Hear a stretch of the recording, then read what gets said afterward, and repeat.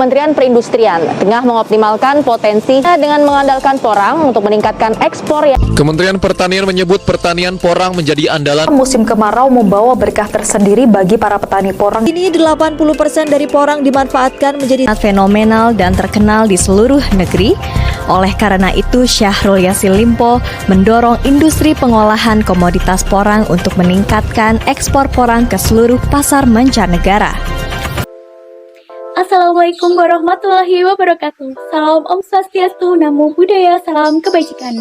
Dewan Juri yang kami hormati, Indonesia merupakan negara agraris yang sebagian besar penduduknya berprofesi sebagai petani. Lahannya yang luas dapat dimanfaatkan untuk menanam porang yang saat ini mendapatkan perhatian khusus dari pemerintah Indonesia dikarenakan memiliki prospek bagus di masa depan. Namun, kebanyakan sistem pertanian di Indonesia mengutamakan penggunaan pupuk kimia dan pestisida. Hal ini dapat menyebabkan terjadinya kerusakan sifat fisik, biologi, dan kimia tanah, lalu berimbas pada semakin meluasnya lahan kritis di Indonesia.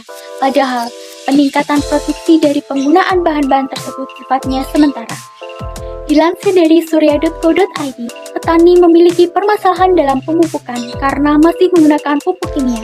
Sementara itu, dilansir dari foxentity.com, program budidaya porang di Belu mengalami kegagalan karena kesalahan penanaman pada musim hujan yang menyebabkan umbi porang berpotensi busuk.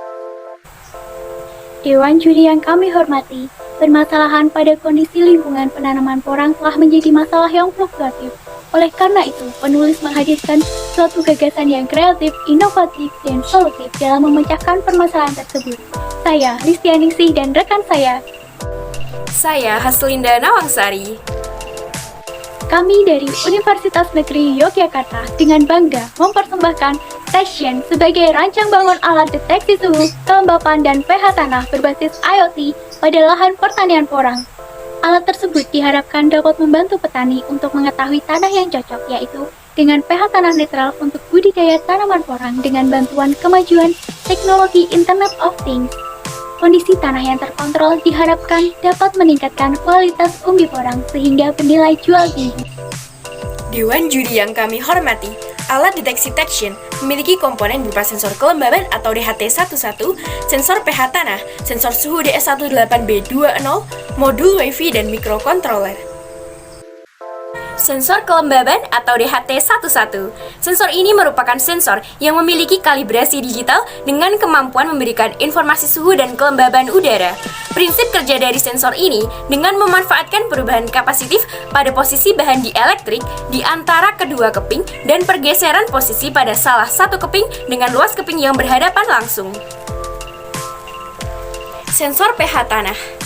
pH tanah merupakan tingkat keasaman atau kebasahan suatu tanah yang diukur dengan skala pH antara 0 sampai 14. pH tanah memberikan keluaran data berupa kelembaban dan temperatur pada pin data secara bergantian sesuai dengan clock yang diberikan pada mikrokontroler agar sensor dapat bekerja. Sensor suhu. Sensor DS18B20 merupakan sensor untuk mendeteksi suhu tanah yang dikalibrasi dengan termometer digital. Akurasi yang diberikan sensor ini cukup tinggi, yaitu pada rentang suhu 10 derajat Celcius hingga 85 derajat Celcius. Data yang didapatkan dari sensor ini merupakan data digital dengan tingkat ketelitian 0,5 derajat Celcius. Mikrokontroler. Arduino merupakan board mikrokontroler yang berbasis Atmega 328. Arduino ini memiliki 14 pin input atau output. Arduino perlu dikoneksikan dengan komputer menggunakan USB untuk mendukung mikrokontroler. Modul Wi-Fi. Modul Wi-Fi ES826612F merupakan pusat pengelolaan data yang akan dihubungkan dengan Arduino Uno.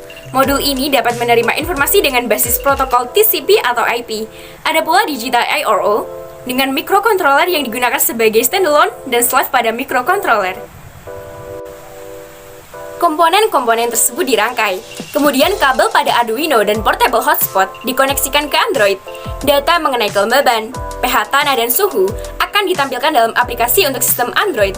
Pada halaman awal, terdapat pilihan Sign Up dan Sign In agar pengguna dapat membuat akun terlebih dahulu.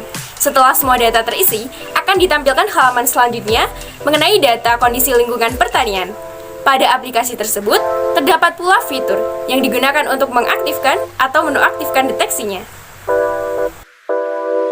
Dalam rangka pengimplementasian alat deteksi detection diperlukan langkah strategis.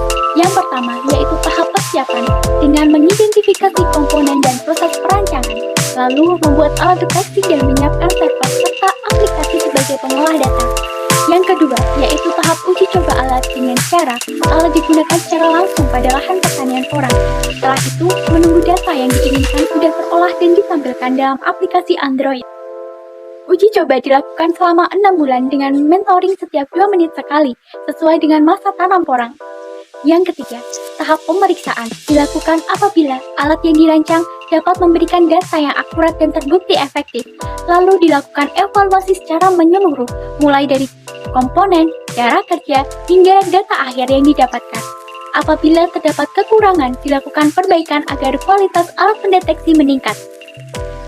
Station merupakan alat untuk memonitoring kondisi lahan pertanian porang agar sesuai dengan cara tumbuh porang. Berdasarkan komponen pada alat deteksi detection, penulis sangat yakin dan optimis apabila alat ini diimplementasikan untuk meningkatkan keefektifan dalam kegiatan bertanam dengan mengontrol kondisi tanaman porang setiap saat, maka kualitas porang pun akan optimal dan terhindar dari kegagalan panen. Hanya sedikit kata yang kami ucapkan dan setitik arti yang kami berikan. Melalui inovasi karya, kami mendedikasikan alat deteksi detection sebagai bukti bakti kepada negeri. Sekian dari kami, kurang lebihnya mohon maaf. Wassalamualaikum warahmatullahi wabarakatuh.